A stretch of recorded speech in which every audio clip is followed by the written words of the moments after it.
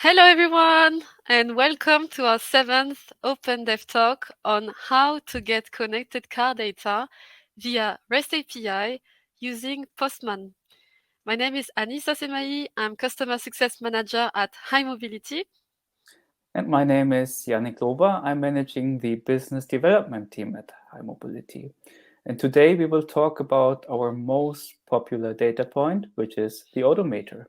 And we will show you how you can simply get that value through our REST API. And as Anissa already explained, we will also use a developer tool, which is quite popular, which you can use to design, to develop, and test APIs. And this tool is called Postman. But first of all, I still want to introduce High Mobility. At High Mobility, we are a connected car data marketplace. We are providing live vehicle data in one single API to software companies that building products for fleet customers, fleet operators, or even for private users.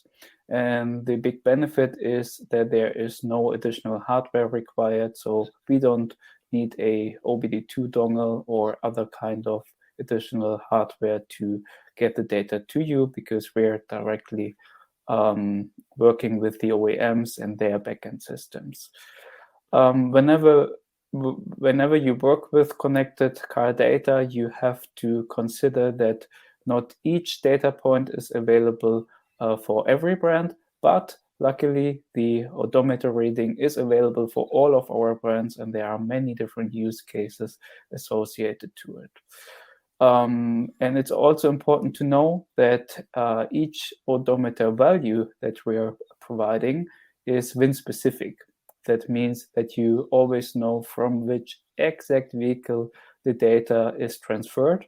And every transmission comes also with a timestamp. So you always know when the odometer update was generated inside the vehicle. And again, there are many different use cases. So you can, of course, prevent mistakes by using our API solution. For example, there could be transposed digits, or you can automate certain processes. Users and drivers do not enter the odometer reading manually. You can automate billing processes. You can increase utilization of your pooling cars. You can even calculate the CO2 footprint based on the odometer value, or get for the first time odometer readings from electric vehicles. There are already many customers that are working with our services, and here are some examples that I wanted to highlight today. Here you can see PayDrive. This is a Swedish insurance company, car insurance company to be specific, and they have an insurance option that works with connected cars, and they use the odometer values in order to adjust the insurance premiums based on the car's usage. So this could be, for example, quite interesting for the second car, which is not used too often. And if you use it not too often, you can get discounts on your insurance rate, automatically calculated based on the odometer values that are transferred via our API. Next up, and this is a ever-growing segment, is BlaBlaCar. BlaBlaCar is a German car subscription company, and car subscription means that you pay a monthly fee for your car, and there's everything included except the cost that you have for your fuel consumption or energy consumption. And usually with those car subscription companies, there are different pricing tiers. And in these pricing tiers, you get an included package of miles or kilometers. For example, there are 1,000 kilometers a month included, or 1,500 kilometers included. And every additional kilometer that you drive will be also charged on top of that. And in order to automate that billing process, and also get an idea of the car's usage, BlaBlaCar uses our API to retrieve the corresponding values, among many other use cases, of course. We also working closely with analytics companies that can derive insights from your fleet cars. For example, Motion S. Motion S is a company that creates statistics and analytics based on your fleet cars. This can, for example, be about the vehicle maintenance. This can be live data and historical data visualized in nice charts. You can see how the fleet is utilized. And one key element of that is also the odometer value, because you can derive many things based on the odometer value. So you can see at which point of time or at which level of your life cycle of the car there are certain issues associated with it, or how many miles are driven in general by your fleet in a week or a month of time. So they're using the odometer value to build many things upon that, and this is another great example from our existing set of customers. Last but not least, I want to highlight the Deutsche Automobil Treuhand GmbH, which is also called the DAT. This is again a German company, but it's available in many European countries. And DAT is known for static car data, like, for example, the VIN request. So you get the full list of equipment and special equipment based on your vehicle identification number. But they are also doing residual value monitoring. So this is interesting for many leasing companies, for example, and also rental car companies that prepare their remarketing processes. And one important question is always what the car's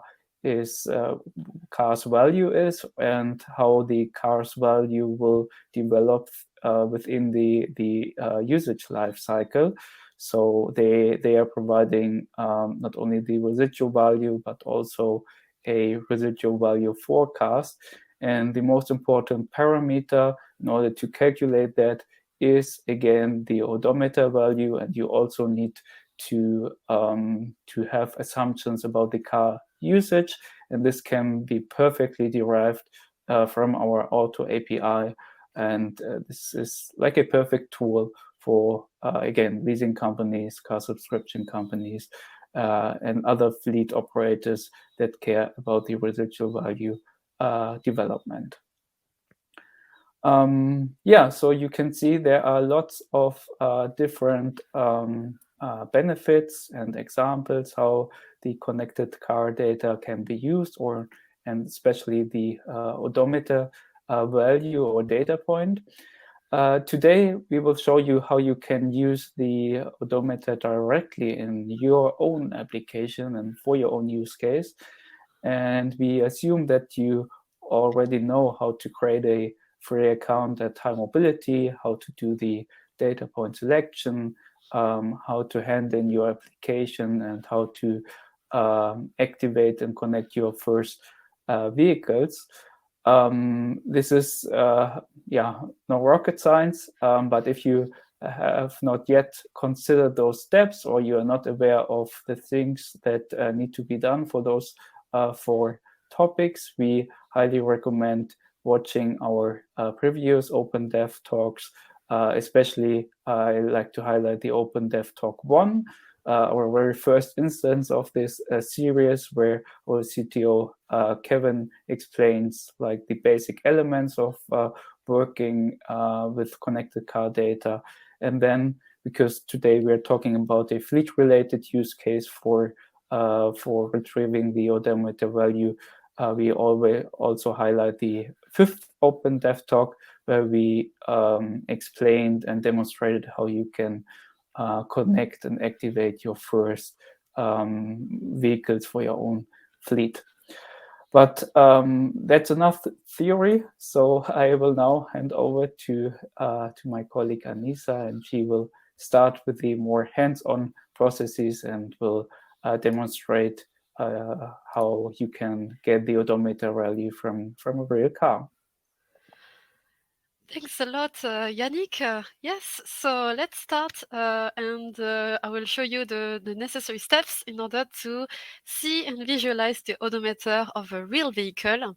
So as Yannick mentioned, there are some prerequisites in order to achieve that. So first, you will need to go to our website, highmobility.com, and register if not done already, or sign in to your own account. So I will go on my side. I'm collaborating as a team. So my team is BizDev Demo, and if I go to the settings, sorry, yeah, here you can see that my colleagues, even Yannick, is able to see and collaborate the same way as I do. This is important so that everyone can see your live credentials and access to anything you will need in order to get data, add vehicles, etc. So here you will have two tabs. And so since I will be working in production, I will go to the live data one. I will show you the app container I have. So this is the OpenDevTalk demo, which is seen as published because this app container has been submitted, and we have High Mobility reviewed it and activated for BMV fleet. So today I will be showing a fleet use case.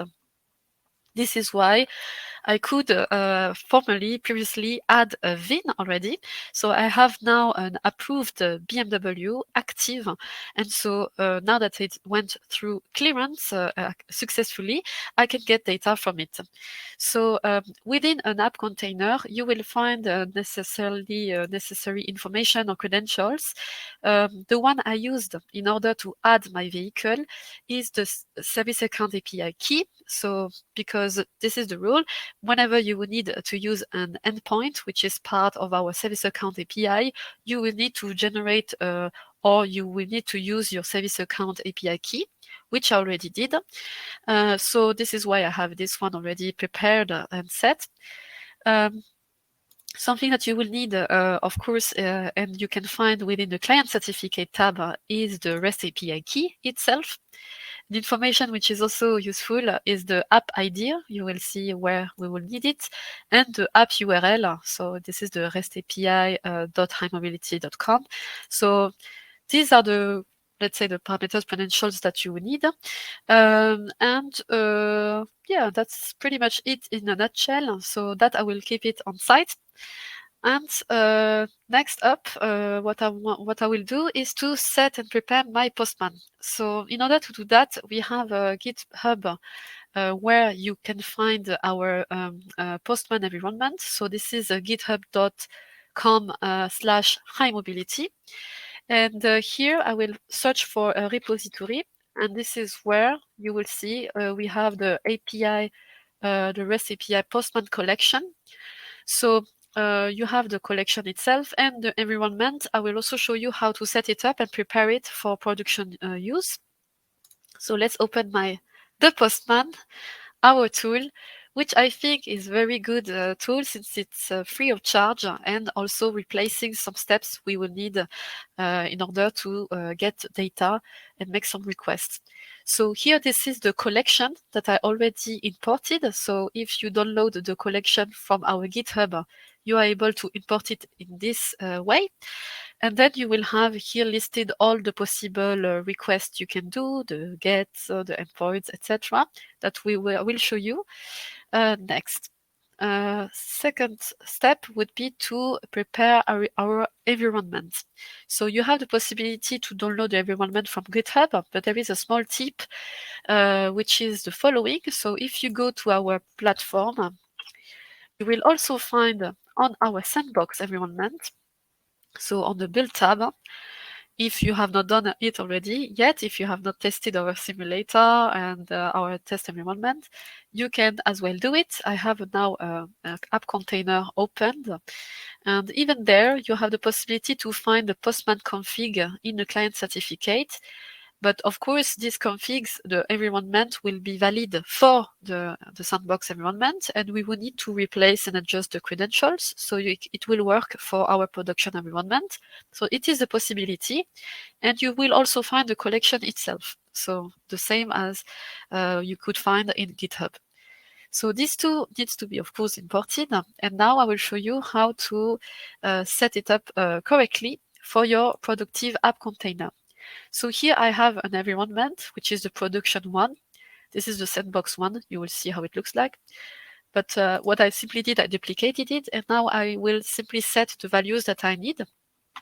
And so first one would be the app ID. So in the current value tab, I will search for the app ID, and if you remember correctly, it's to be found in your REST API snippet.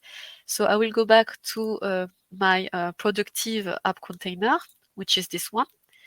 And this is where I will find the app ID in the client certificate tab, REST, and this is where I have the REST API key. So that's the first element. Next up, I will need the REST API key itself, the full snippet. So it worked properly on my side. What I simply have done, I simply copied the whole snippet here. So you have a small icon here which will even facilitate that step. And so I copied it and I simply pasted it in here in the current value. So this is my REST API config. Quite simple for now. Then you will need the token URL. So this is the one you can see here. So the token URL and the base URL. The base URL, I will start with this one. You remember where we can find it. It's in here. So it's the REST API himobility.com v5. So this is the one. And the token URL, you can also find it in here in the OAuth client tab. You will find it in here, and you can also as well copy it and paste it directly in your Postman. So that's pretty much it for these two.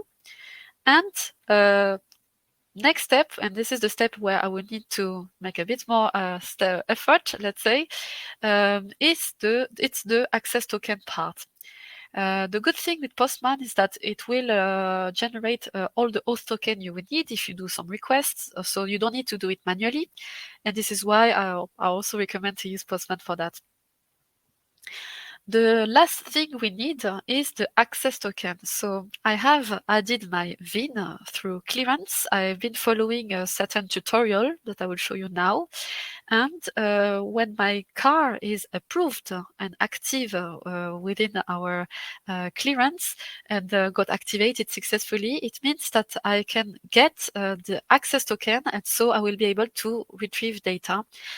Same goes for a B2C type of flow. So if you are working with a privately owned vehicle and you have implemented the consent flow, the driver, the owner of the vehicle would have given his consent, and at the end as well, you will have an access token to get and then retrieve data from this vehicle.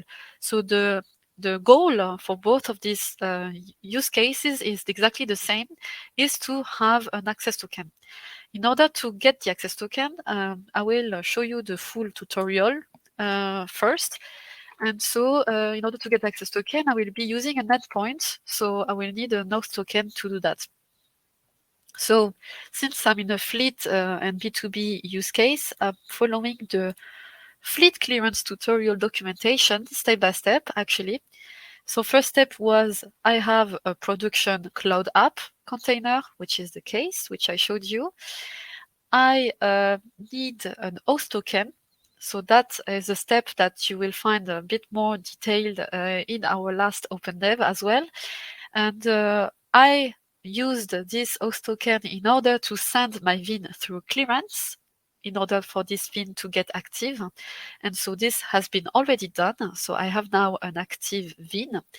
Next will be to get the access token. from this VIN in order to retrieve data. So what I did, I took this endpoint. So you also have the possibility to directly copy this request. You can see that we are in a productive URL here, and I need to pass in two parameters, the host token, so in order to use this endpoint, and the VIN I want the access token from. So I will go to my text editor, and I will first generate an host token. So this is the code I'm using to generate an host token. You can find this in our GitHub too, this sample code. And I already input my API config, the service account API key, which I generated from my app container.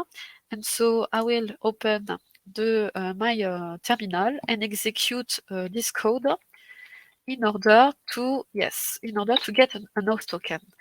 So now that I executed my code, which is ready to be used for this specific app container, I have an host token which is valid for an hour. So now I can use all the endpoints we have available. I will copy it. And now my goal is to get the access token of my VIN. So I have taken this from the instructions that I showed you right now, and I will input the host token. This one is not valid anymore, it has expired. I will input my host token and the VIN. The VIN I already added, so because I want to get data from the VIN I have formerly added. I will simply execute this code in my terminal again, and it will provide me with the access token. So this is exactly what I need in order to finish and finalize my Postman configuration. So now I have the access token related to this specific VIN, and I'm able, and you can see as well the scope of your token right now. You can see that you can get the odometer from your approved VIN. So that's also a bit clear to see. Now I will go back to Postman and finalize my config. I will put the valid access token, which also might expire. This is why I needed to get a fresher one. And I will save my environment. Very important. Now my environment is ready. I have all set according to the credentials of my app container, and I have the access token to my specific vehicle. So now I'm good to go. I will go back to the collection, and now what I need and what I'm also able and allowed to get from this vehicle is the odometer. Generally speaking, there is an endpoint which is the get vehicle status, this one. This one will give you all the data points you have selected within your app container anyway. So if you have chosen coordinates, or if you have chosen other endpoints, other data points, sorry, then you are able here to simply with one request get everything, the data that you have selected. In my app container, I only selected the odometer, but I will get, and this is what just happened right now, I got successfully my odometer from my BMV. So you will see here the data structure looks like this. It seems like odometer is part of the diagnostic category, and I get the value. So this is the data, the fresh data I got, the fresher data I got from my vehicle, 68,000 kilometer. And the key information here as well is the timestamp. So whenever you are retrieving data from a vehicle, this will guarantee you the freshness, let's say, of your data. And so here what I can conclude is that this vehicle, the latest generated odometer value has been generated 2 days ago. So it might be that the car was not being used for 2 days. And so I know for a fact that this is the fresher value. This is also good for you if you want to only get the fresher data. You can always rely on the timestamp to make sure that you know that it was the latest one you can get. If you want to avoid storing too much data, maybe you only want a certain amount of data on your side, you can always also create a logic which will only consider the fresher maybe data that you have retrieved. So that's very important to get the timestamp. But here I use the vehicle status endpoint. So I will use the diagnostic one because the odometer is part of the diagnostic as well category. And so this is also another way to get the odometer. So I will use now the get diagnostic state. I will send again a request. And here you will see it will look like this. So I'm getting directly the odometer. You might also get some other data points that are part of this category as well. But for here, for this example, I only get the odometer again, same timestamp because the car has not been driven since for the last minute that went past. And you can get, you see the VIN of this vehicle, the brand, etc. The good thing with the Postman is that you can also save this response as a file, and so you are able to have it as a JSON file. So you have really a very easy way to get tangible data from a real vehicle, and this in a very fast and timely manner.